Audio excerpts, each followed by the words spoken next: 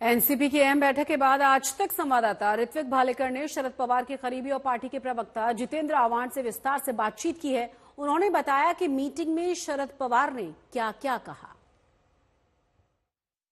महाराष्ट्र में विधानसभा चुनाव के बाद राष्ट्रवादी कांग्रेस शरद पवार गुट की तरफ से 2 दिवसीय कार्यकारिणी बैठक मुंबई में आयोजित की गई थी। हमारे साथ पार्टी के नेता और पूर्व मंत्री जितेंद्र आव्हाड है, उनसे जानने की कोशिश करेंगे। सर, विधानसभा में जिस तरह से चुनाव नतीजा आए उसके बाद 2 दिन का मंथन मुंबई में चला, लेकिन आखिरकार जब पार्टी के मुखिया शरद पवार उन्होंने सभी कार्यकर्ता पदाधिकारियों से बात की, क्या बोध लिया, क्या कुछ आपने सीख लिया? उन्होंने कहा कि पार्टी फिर से एक बार हमने दौड़ना पड़ेगा, मजबूती लानी पड़ेगी, कुछ बदलाव लाने पड़ेंगे, नौजवानों को महिलाओं को स्थान देना पड़ेगा और फिर सिरे से हम खड़े हो जाएंगे।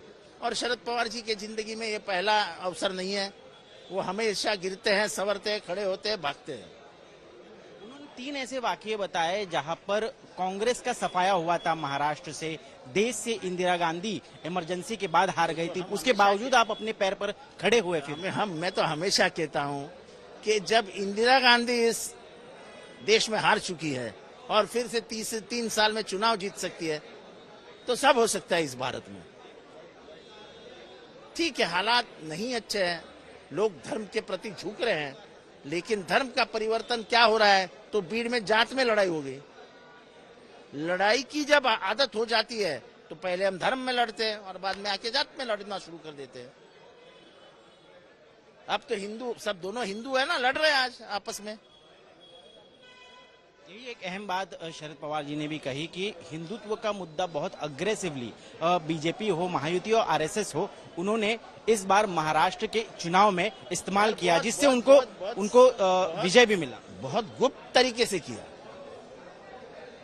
बहुत, देखो पूरे देश में ये हो रहा है कि कहीं ना कहीं एक डरावना माहौल तैयार किया जा रहा है, कहीं ना कहीं माइनॉरिटीज को डराया जा रहा है। देखो, मैं उदाहरण देता हूं कि परभणी में एक दलित की हत्या हुई, कितने लोग उसके प्रति बात कर रहे कि उसको न्याय मिलना चाहिए। सरकार ने कौन सा कदम उठाया कि हम उसको न्याय देंगे?